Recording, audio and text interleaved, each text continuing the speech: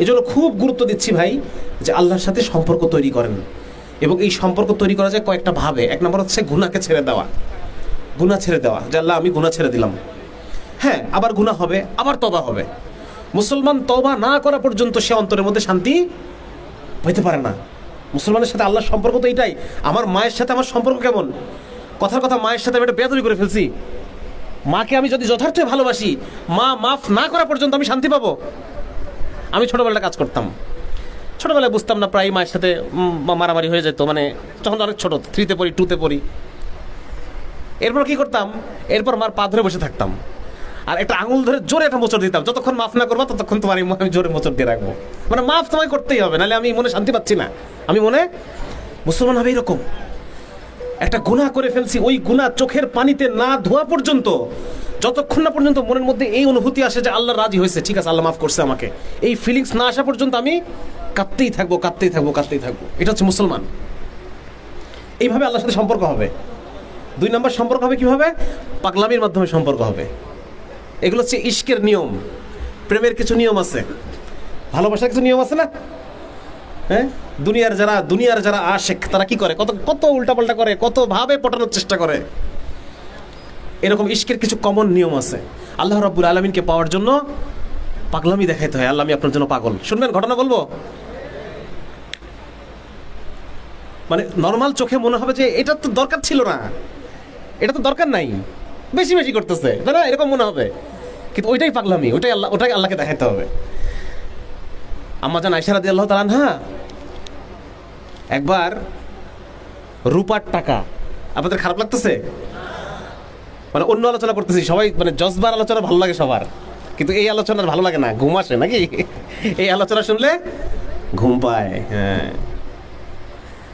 আম্মা জান আয়েশা রাদিয়াল্লাহু তাআলা আনহা রূপার টাকা খুব ভালো করে ধুয়ে, ওই সময় সাবান ছিল কিনা কি ছিল আল্লাহ মালিক জানে, ওই সময় তো মানুষ কাপড় চোপড় ধুইতো নাকি, কিছু না কিছু তো ছিল একটা, তো ওই জাতীয় কিছু একটা, মানে খুব ভালো করে ধোয়া যেটাকে বলে, খুব ভালো করে রূপার টাকা ধুচ্ছে, ধুয়ে একদম সুন্দর করে মুছে সুন্দর করে চকচকে করে রেখে দিচ্ছে।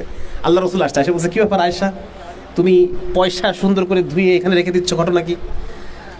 বলি ইয়া রাসূলুল্লাহ, টাকাগুলো ময়লা ছিল, আর আপনি মসজিদের মিম্বরে হাদিস বলতেছিলেন, তখন আমি আপনার মুখ থেকে হাদিস শুনছি যে বান্দা যখন সাদাকা করে আল্লাহ রাব্বুল আলামিন তার ডান হাতে গ্রহণ করেন, আর আমি ময়লা টাকা কিভাবে আল্লাহকে দেব?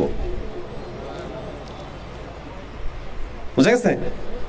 তো এরকম কিছু কিছু জিনিস আল্লাহকে দেখাইতে হয় যে আল্লাহ আমি তোমার জন্য পাগল। এটার দ্বারা কি হয়?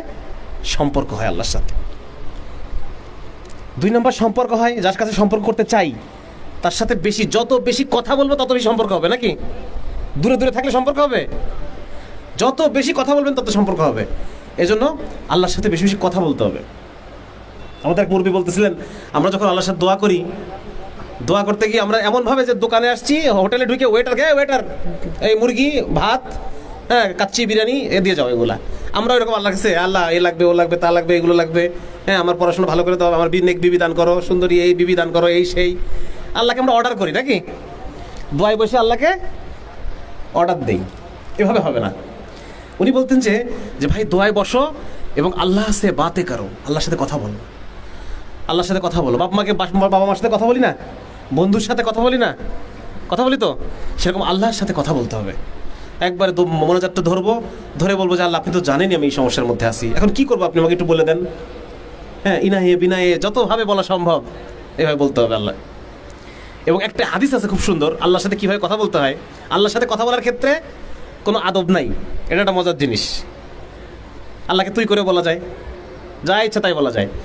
রাসূল একটা হাদিসে আছে, আল্লাহ রাসূল সাল্লাল্লাহু আলাইহি ওয়াসাল্লাম বলেন যে কোনো বান্দা যখন তওবা করে তখন আল্লাহ কেমন খুশি হন। সাহাবীদেরকে জিজ্ঞেস করতেছে, বান্দা যখন তওবা করে আল্লাহ কেমন খুশি হন?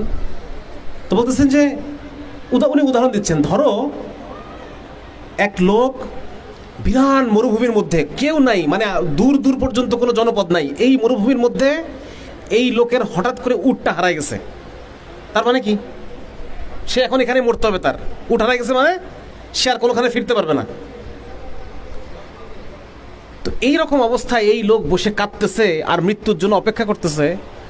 হঠাৎ করে যখন সে দেখবে দূর থেকে তার উটটা ফেরত আসতেছে, তখন তার মনে কেমন অনুভূতি হবে? অনেক বেশি আনন্দ হবে, আনন্দে চিৎকার করতে পারে। লাফালাফি করবে খানিকক্ষণ যে আমি বেঁচে গেলাম, এই যাত্রা বেঁচে গেলাম। তা আল্লাহ রাসূল বলতেছেন যে ধরো দূর থেকে উটটা আসতেছে, আর ওই লোক এত খুশি যে খুশির চোটে সে ভুলে গেছে সে কে, মানে সে কি বলতেছে। সে বলতেছে যে আল্লাহ আমি তোর রব, তুই আমার বান্দা। এটা কিন্তু হাদিস, সহিহ হাদিস। মানে এতই খুশি সে যে সেই খুশিতে সে হিতাহিত জ্ঞান হারায় ফেলছে। তা আল্লাহ রাসূল সাল্লাল্লাহু আলাইহি ওয়াসাল্লাম বলেন যে বান্দা যখন তওবা করে আল্লাহ এইরকম খুশি হন। সুবহানাল্লাহ, আল্লাহ এত খুশি হন, সর্বোচ্চ পরিমাণ খুশি, যেই খুশি হলে আমাদের হিতাহিত জ্ঞান থাকে না। আল্লাহ এত খুশি হন যখন কোনো বান্দা তওবা করে। এই জন্য ভাই আল্লাহর সাথে সম্পর্ক গড়ার দ্বিতীয় একটা রাস্তা হচ্ছে তওবা করা, বেশি বেশি তওবা করা। যে আল্লাহ আমার ভুল হয়ে গেছে, আপনি আমাকে মাফ করে দেন, আমার ভুল হয়ে গেছে। যত বেশি আল্লাহ রাসূল সাল্লাল্লাহু আলাইহি ওয়াসাল্লাম নিজে কোনো গুনাহ না করা সত্ত্বেও 70 বার তওবা করতেন। তাহলে আমাদের কতবার করা দরকার? এবং আল্লাহর সাথে সম্পর্ক হয়েছে কিনা এটা বোঝা যাবে কিভাবে? এটা বোঝা যাবে আপনি রুকুতে গিয়ে যখন তাসবিহ পড়বেন তখন মনে হবে যে আল্লাহ আমার কথা শুনছে, এইরকম একটা প্রশান্তি অন্তরের মধ্যে আসবে। যেমন ধরেন, মনে করেন যে বড় কোনো ধরেন এমপি সাহেব, মন্ত্রী সাহেবের কাছে আমরা যাই, যাওয়ার পরে তো তাকে আমার নিজের প্রবলেমটা শোনানোর চেষ্টা করি যে আমি এই সমস্যার মধ্যে আছি। তো শোনাইতে পারার পরে মনে হয় যে আমার কাজ হয়ে গেছে, এরকম একটা অনুভূতি আসে। আপনারা কখনো কোনো আপনাদের প্রিন্সিপাল বা অন্য কেউ কারো কাছে যে সমস্যার কথা বলছেন কিনা, বললে পরে মনে হয় যে না ঠিক আছে বলছি, কাজ হয়ে যাবে ইনশাআল্লাহ, এরকম একটা অন্তরে শান্তি আসে। তো যখন আপনি তাসবিহ পড়বেন সুবহানা রাব্বিয়াল আলা, সুবহানা রাব্বিয়াল আযীম, তখন অন্তরের মধ্যে একটা এরকম অনুভূতি আসবে যে আমার কাজ হয়ে গেছে, আমার কাজ হয়ে গেছে।